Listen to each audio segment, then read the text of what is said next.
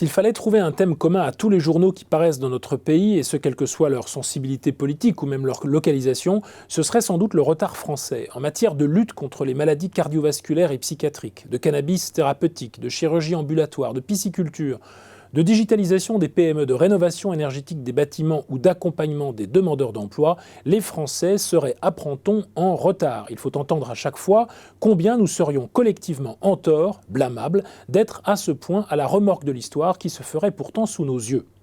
Enfermés dans le camp du retard face à l'augmentation illimitée des performances de l'espèce. Ce sont là les expressions qu'emploie Barbara Stiegler dans un essai publié chez Gallimard intitulé « Il faut s'adapter ». Elle met ici le doigt sur un discours qui va bien au-delà des enquêtes journalistiques et que l'on retrouve de manière très explicite ou en filigrane dans la majorité des programmes de campagne électorale aussi bien que dans les diagnostics de nombreux chefs d'entreprise, à savoir les injonctions à l'adaptation, à accélérer nos rythmes, à sortir de l'immobilisme et à nous prémunir de tout ralentissement. Bref, le discrédit général de toutes les stases au nom du flux pour l'énoncer à la manière de cette professeure de philosophie politique.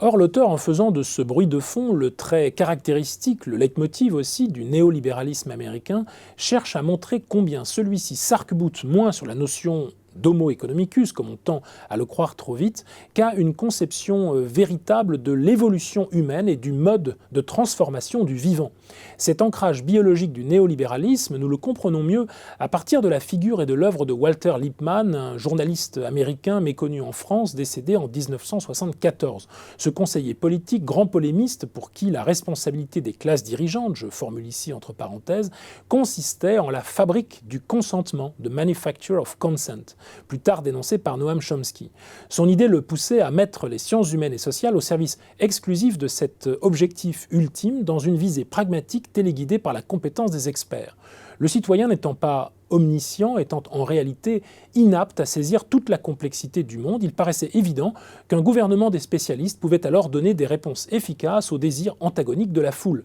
Seul le leader capable de réviser ces stéréotypes semblait assuré de pouvoir maintenir une différence hiérarchique avec les composantes du peuple, cet ensemble d'individus apathiques et capricieux, toujours en retard d'un train, sur le savoir scientifique et technique en constante évolution.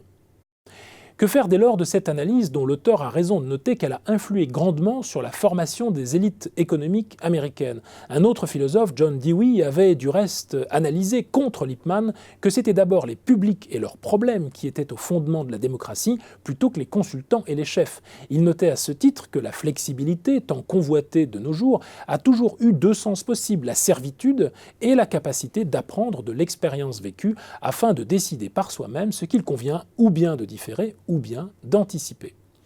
Être en retard, c'est précisément le choix que fait Socrate, alors que la prise de parole publique de Gorgias, le sophiste qui enseigne l'art de persuader, vient de se terminer. Tout le monde s'étonne de ce non-respect des convenances, mais c'est que Socrate ne vient pas pour entendre un discours, mais pour dialoguer avec ses interlocuteurs. Son geste d'ajournement n'est qu'une manière de faire comprendre à ses contemporains que ce qu'il veut, lui, avec ce délai stratégique et délibéré, c'est s'opposer au caractère univoque de l'exposé, son déroulé sans surprise. Socrate brouille la temporalité pour résister une fois encore aux petites vérités trop vite énoncées et nous dévoile que la réflexion nécessite toujours un pas de côté pour mettre ainsi en évidence que la vie ne saurait se réduire à un concours de vitesse.